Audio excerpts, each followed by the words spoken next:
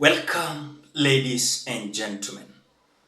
It is not business as usual as Attorney General Justin Muturi is directly asking William Ruto to come and, of course, reject and do out with this housing levy. As there is a storm of paradise arising and we are just foreseeing the cabinet reshuffle soon, Justin Muturi is now showing an indication that he is not going to keep quiet, but is going to tell William Ruto the truth. As news is just in, we're being told that Attorney General Justin Muturi warns KRA boss Humphrey Watanga against deducting housing levy after court squashed it just the other day. And he says there is no legal basis for implementation of this housing levy. But on the other side, William Ruto is insisting that he is going to continue with the program. Ladies and gentlemen, I want you to listen to an inclusive detail how Justin Muturi is bringing a lot of problem to this Kenya Kwanza regime, as already we are foreseeing a cabinet reshuffle soon. Watch, then we continue. 21st February 2024 to the Kenya Revenue Authority Commissioner General, the Attorney General Justin Muturi said that there is no legal basis for the implementation of the housing levy deductions after the Court of Appeals ruling on the 26th of January 2024. The letter reads in part, and I quote, that there is no legal basis upon which the housing levy, as provided for in Section 84 of the Finance Act 2023, can be implemented. End of quote.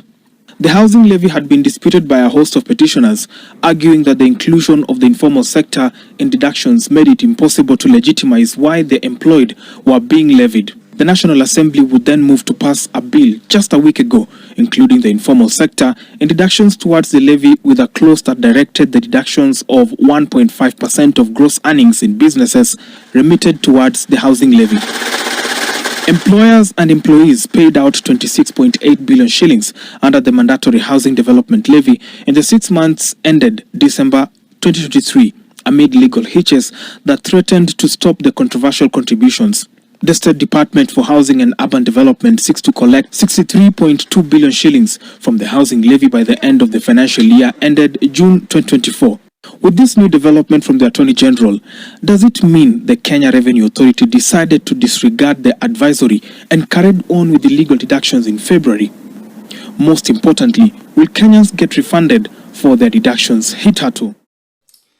Now, ladies and gentlemen, it is just the other day when Justin Muturi was summoned in the National Assembly. And when he was summoned, was it National Assembly or Senate?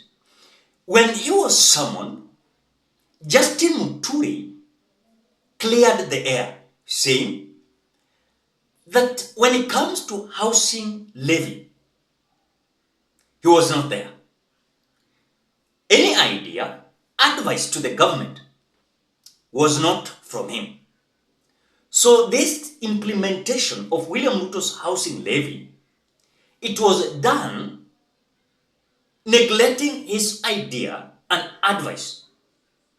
As Kenyans are raising eyebrows, Attorney General, his work is to advise the government of the day. If, for example, they are on course as per the Constitution of the Republic of Kenya. But Justin Muturi is confirming to us that William Ruto is not even accepting his advices or even consultations. And William Ruto is a man that is advising himself.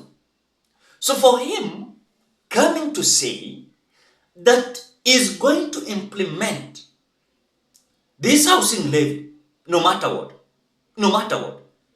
But remember, there is no legal framework. There is no legal framework on board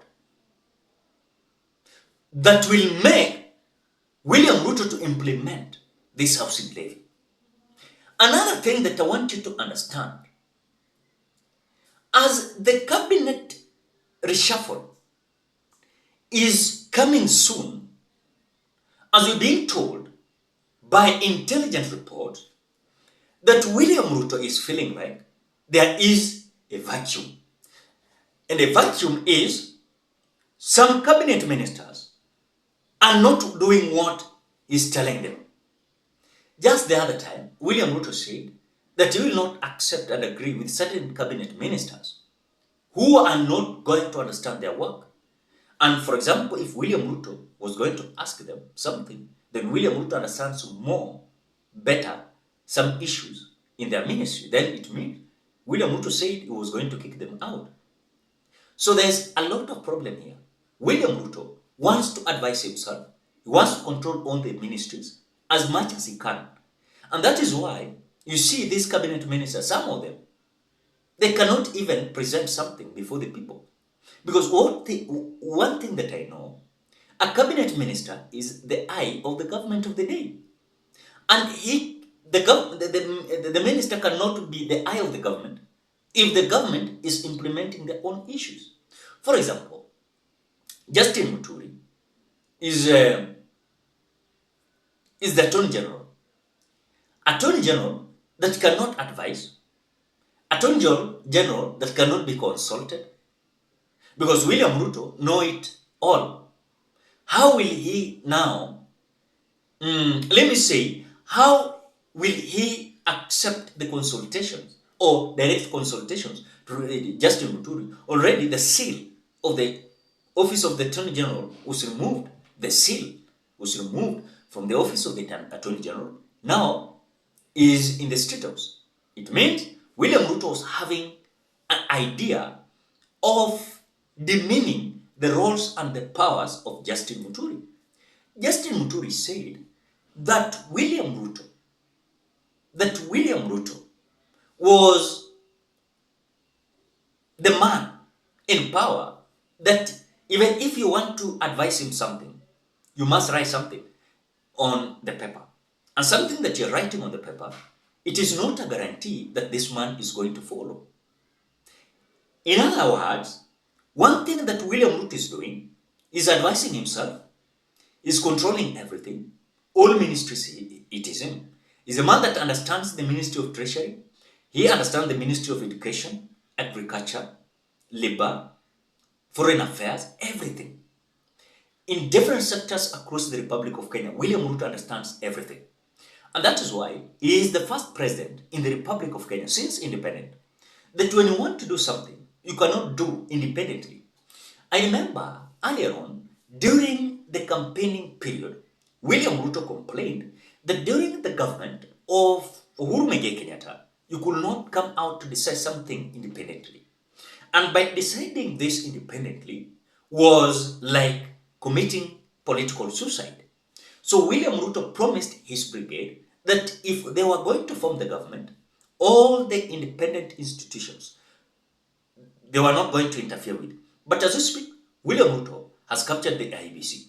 He has captured the judiciary. He has captured the legislature. He has captured the executive. Where is the leader there? He has captured everywhere. Police, he has captured. So any independent institution cannot rely on their own investigations and also their own, and including even DCI. And that is why immediately they took over. You saw even some cases were withdrawn because what they said, there were not enough evidence to continue these cases. So in simple terms, William Ruto cannot follow the rule of the law. And despite of Justin Muturi, who is the Attorney General, who will come out and tell the president that, look, as per the law, as per the constitution, this article says this article says this, so please, you can follow this route so that we can succeed. But what William Ruto is doing is that he's literally forcing what is not there. He's forcing. But one thing that I know, it will take time. But the reality is, William Ruto is governing this country, not as per the rule of law. And remember, you just wait. Soon, there is cabinet reshuffle. And this cabinet reshuffle is because William Ruto is feeling like some people are misbehaving somewhere. Not behaving, they're doing wrong thing, but they're leaking certain issues that you don't want them to leak. Ladies and gentlemen, what do you think?